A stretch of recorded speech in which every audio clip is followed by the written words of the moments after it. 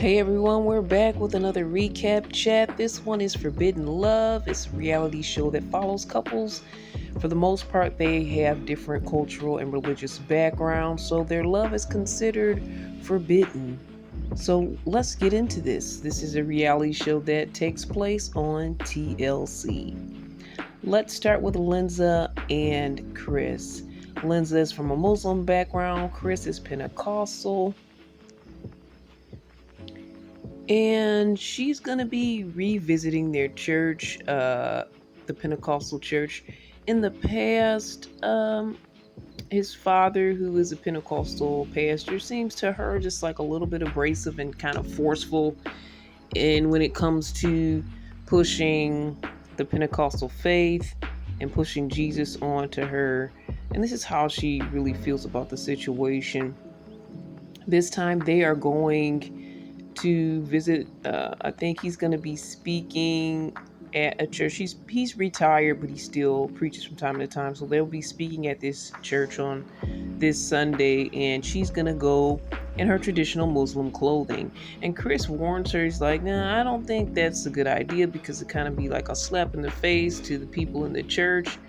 By the way, as they're getting ready, Chris, I think he's wearing his boxers or whatever.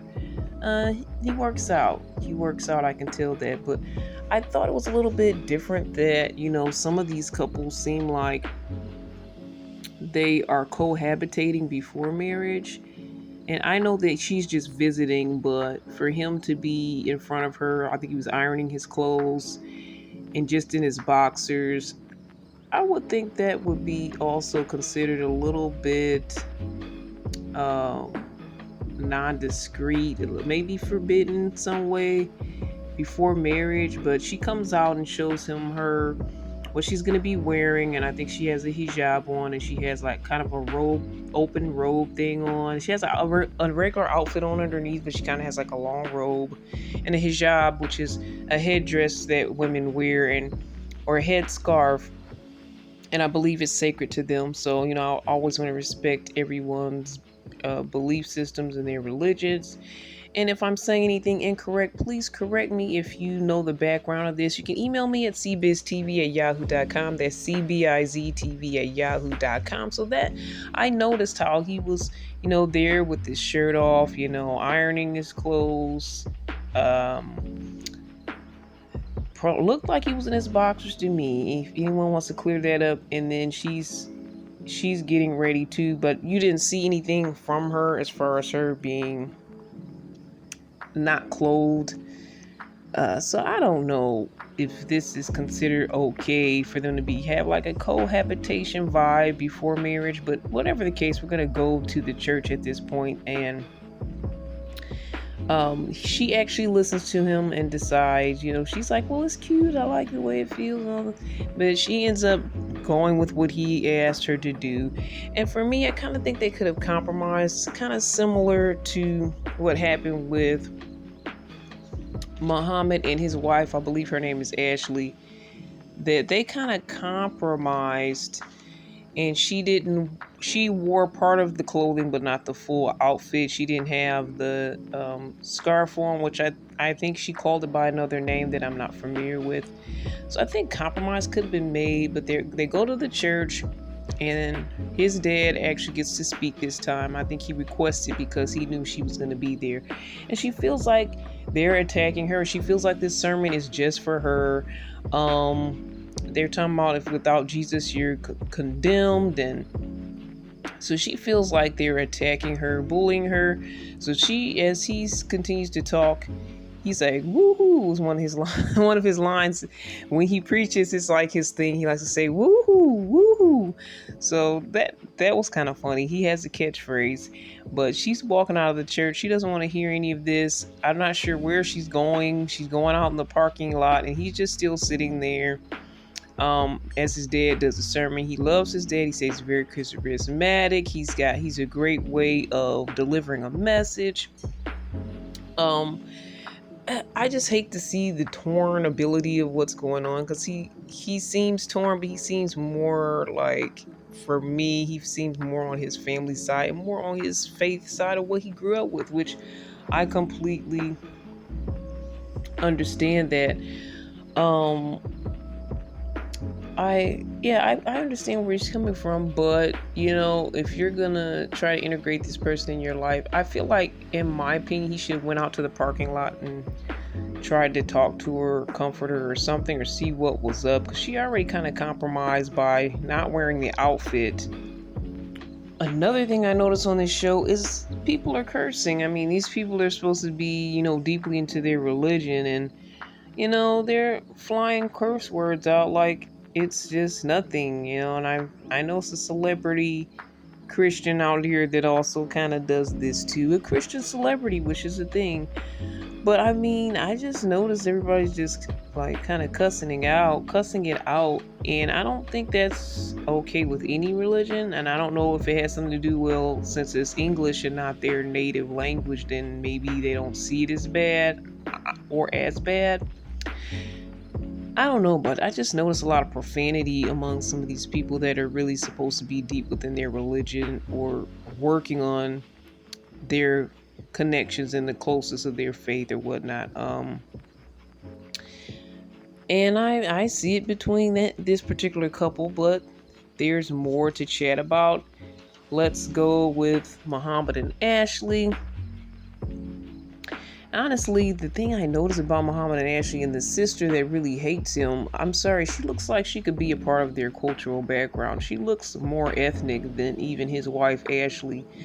And this is, I mean, you're not supposed to judge a book by its cover, whatnot, but I'm sorry, they look like they could possibly be related. I don't know. Jennifer is the sister that really doesn't get along with Muhammad. She basically feels like he's controlling in his religion, and there's no compromise, and that's her issue with him. So they had a nice family argument during her birthday dinner, and it's now the next day, and Ashley's like, well, I still want us to try to stay connected to my family. Let's try to work this out. We're going to be going to the animal farm or whatever, petting zoo. So I want to bring our daughter, and the kids are going to all get together. So you have to come too. I don't want it to be like, every time she spends time with my family, dad's never around. So we all have to kind of be together in this. So he's like, okay, if Jennifer gives me a problem, I'm going to have to talk to her, whatever, take her to the side. So he had an issue with the fact that his wife's arms were showing and exposed, even though the rest of her was basically covered. And he told, the little baby to say she didn't like the outfit. So he was like, do you like mommy's outfit? And she was like, he told her, like, say no. So I kind of don't like, I think that's petty to kind of put the child in the middle of it, like, and have the baby, make comments on mom. And then I think he's trying to frame the little girl because, I mean, that's how if that's going to be her daddy, she's going to have to do that same thing. And he's probably going to definitely have a big influence on how she dresses as she becomes a young lady. So she's not going to be able to have the freedom to wear what she wants either. When I think about it, I kind of don't like that.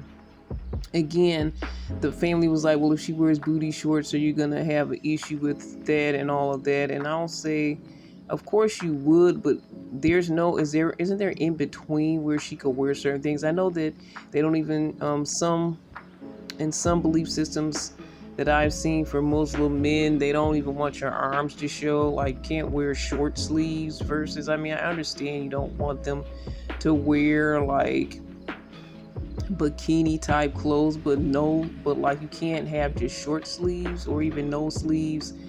You can't have your legs shown, so you can't have shorts on, like all these different specificities of things you can't wear. I mean, I don't know if Ashley really realizes that that's what's going to be her daughter's future, and she kind of half converted, but according to his brother, which I saw some clips, and kind of her own action, she isn't fully following, and she's kind of middle grounding it, which in a way I think he's being accepting of because he's trying to get her to convert on her own and not try to force her, which is something that I've seen on 90 Days. Like, we want you to make the choice to convert. I see uh, I see that there's a freedom and a kindness on some level of like, okay, we want you to choose this, but it is a little bit of force depending on who's bringing this to you and who you're with and the situation and scenario. So it was cute when they was like, well, okay, well, they got to the petting farm and they were like, all right, and the little baby was like, all right, and it was just so cute. It's nice little catchphrases phrases in this episode. But I don't like how he's putting the baby in the middle, and they're putting the baby in the middle. That's what their future's gonna be. I mean, Ashley should see that when she decided to marry him. I hope that she realizes what she's gotten into, and at some point, he's probably not going to be as lenient as he has been because he's in the stage where he's still trying to get her convinced to convert, and he knows she's not fully going along with it, but she partially is. So we'll see how that goes. He says the women must respect men in his culture, and it's fine to respect a man, but the man shouldn't be harsh on you and shouldn't be controlling. It's all in the way. It's a nuance. It's all in the way that you handle the situation. You don't want to handle people like that, but it's got to be a way where the man not finesse, but kind of it's a way that you do things where the person feels comfortable on both sides and not just feels controlled. And at the end of the day, if you just don't want to be that or live that lifestyle, then you're gonna have to exit that situation. But I'm hoping that that's not what happens with them. I'm hoping that they're able to work it out. When they get there to the zoo, Jennifer and her husband are kind of quiet and kind of not, trying to be very standoffish. So, Ashley's like, well, why don't you talk to her, pull her to the side? And she basically says she doesn't like the fact that he won't meet her halfway. Again, he's very controlling. I do see some misogynistic things that he brings to the table that, I don't really like about him. But I do see a little bit of leniency. I'm not really sure. I'm kind of in the middle, and they're kind of in the middle with the way they do things. When they had their one-on-one, himself and the sister, she says, he says, well, if don't you follow your religion to the T and try to do everything as expected? And she's like, no, I kind of pick and choose. I do have a religion, but I pick and choose what I want to do from it. He's saying, well, okay, well, whatever happened in the past, let's try to forgive each other and move on. And she seems to kind of go along with that. And my thoughts were kind of, should Ashley kind of put him in the position to kind of force him to deal with them? I mean, I feel like on some level you can. I mean, you may never be close knit, but you could be cordial. You can be cool with each other. And in some cases, I guess if they see each other off and on, okay, we can try to make this work. But I don't think she should force him into having like a really close relationship with them when they're kind of on edge. I mean, if they can have a casual, somewhat distant relationship, cordial for the children, if that works, then maybe on their own they could get closer, but I don't think it's something that should be forced in the relationship, in the family dynamic. But the thing when she said about how she picks and chooses what she does from her religion, that really stood out for me because I feel like it's a lot of people that pick and choose certain things that they do and want to do from their religion and their faith, and it depends on what religion you're in. But I feel like, kind of like Muhammad, if you choose something that you believe in, you should try to do it to the best of your ability in all of it and not just piecemeal it. I think that says a lot about a person if they do choose to do just parts of things, because that might not just be their religion, but that might just be other areas of their life where, I don't want to do that. So I'm just going to do this. And I think that's just a bad standard in your lifestyle generally, much less in your religion, which most people should really take seriously if they are serious about it. But that stuck to me, and I feel like a lot of people prescribe to the way Jennifer feels. It's like, hey, I pick the things that I want to do, and things that I don't want to do, I don't want to do it. I don't think it's that simple. It's kind of like if you have a job and you say, well, I don't want to do these duties, but I'll do that duty, but I don't like this part of the job, so I'm not going to do that part. Um, yeah, so you can't have do things in the workplace. So why do people think they can have do things when it comes to their faith and their religious beliefs and their connection to God? It all depends, because there are some things in religion that to me do seem can be over the top, and it's not really coming directly always from God, but it could be old fashioned things. As far as, to me, some of the dress code type of things are a little old fashioned. I'm never for anyone dressing with clothes too tight or barely wearing any clothes, whether they're in their place of worship or not. But there are some things where they say you can't wear makeup. There's certain, certain different religions and whatnot that have these different belief systems, and a lot of it is controlling on women, and that's the part I don't like as well. So it depends on what you believe.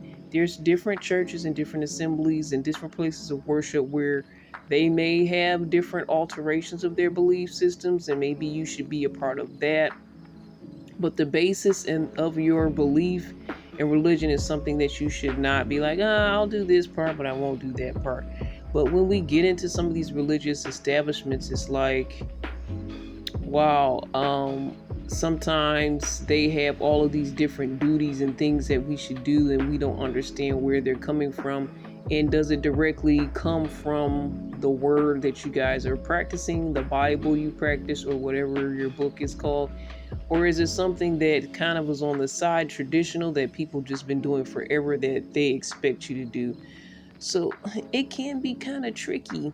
But if you do have the foundational parts down, I think that's the most important, which to me, I believe, is how you live, how you act, how you treat others, how you connect with your God.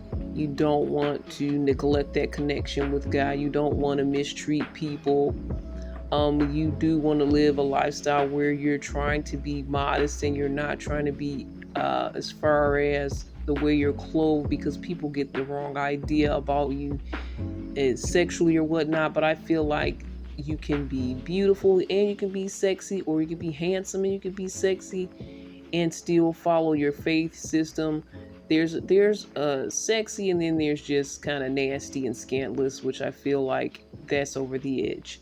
There's different levels of sexy. So these are my thoughts, guys. Email me. What do you think? LIC.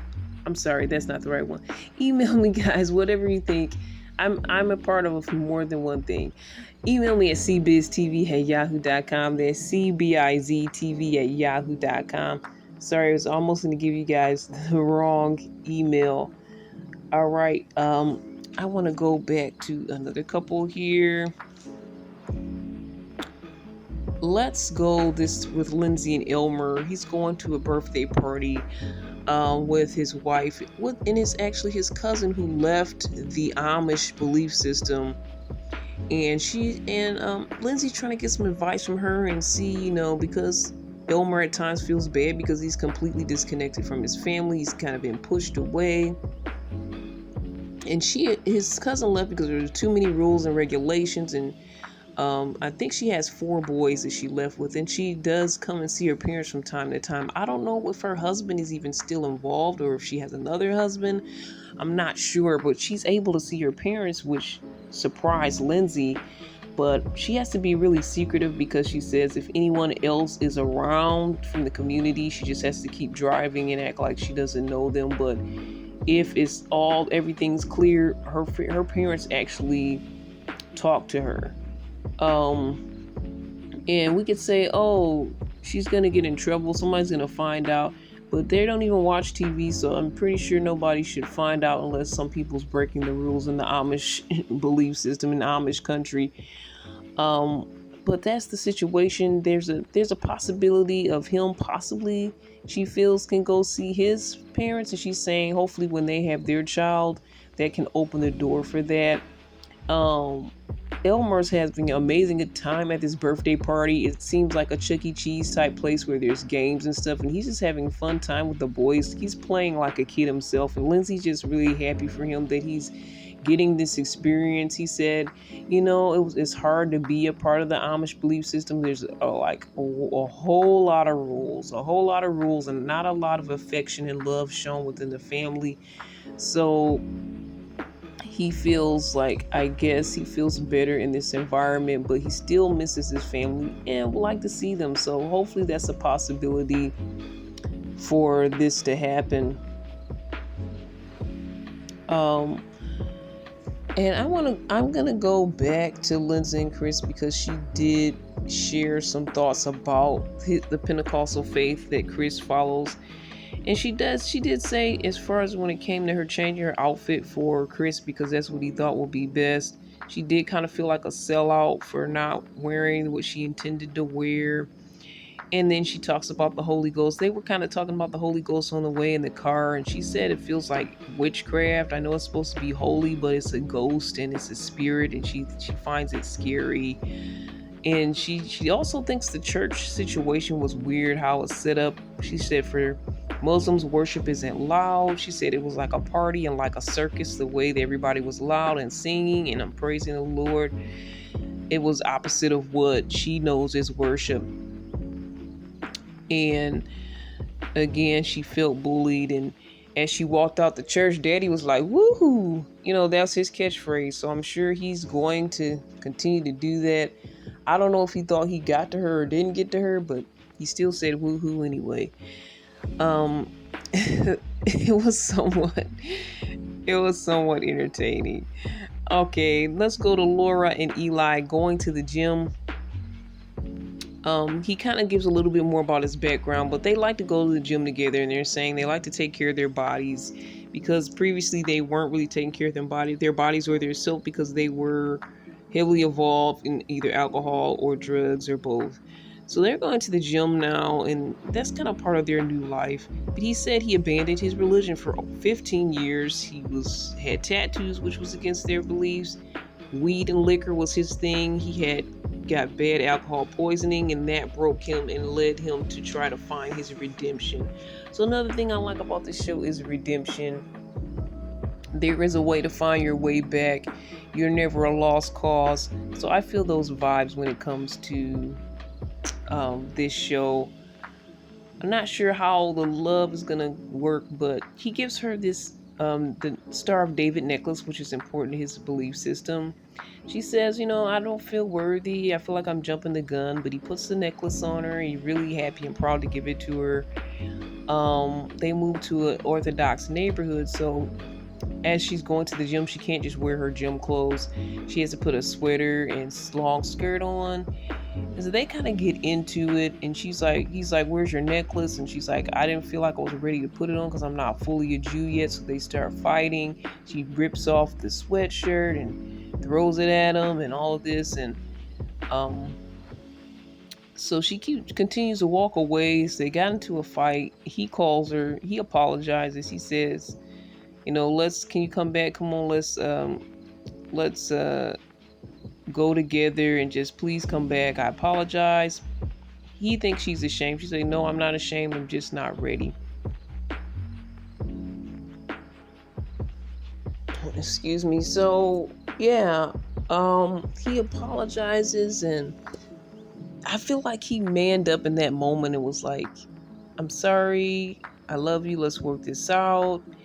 So she comes back, she puts the sweatshirt back on as they walk through this community where, they're in an Orthodox neighborhood, so they can't just do whatever. And they're going to try to work it out. They hug, I really feel like he manned up because he could have easily just been petty about it and continued to argue. But I feel like that's kind of a man up thing to do. She was really a little bit more upset in her actions than he was, and I feel like a man should have a calm head about him. People talk about women can kind of be impetuous and kind of get angry, and And men can too, but somebody has to have a more calm, level head, and it's better if it's the leader, the man, than it being the woman, just because it's, as long as she's able to diffuse, because sometimes she's not easy to diffuse a man or diffuse the leader of our relationships. So for the man to have the more calm tone and kind of put everything into place, I think it could work out either way. But I really feel like he manned up in this scenario and, backed down and like kind of, they he said he apologized and they're going to still try to figure things out. So that shows that he really cares about her as well. So that's it for Forbidden Love. Everybody, the couples are doing what they do for the most part. I feel like most of the people are going to figure things out if they want to stay together or they love each other. But, some may not make it. We'll see what happens as we continue to cover this. Email me with your thoughts again at cbiztv@yahoo.com. That's cbiztv@yahoo.com. This is Irene, Faith, Love, and Trends. All the best. God bless.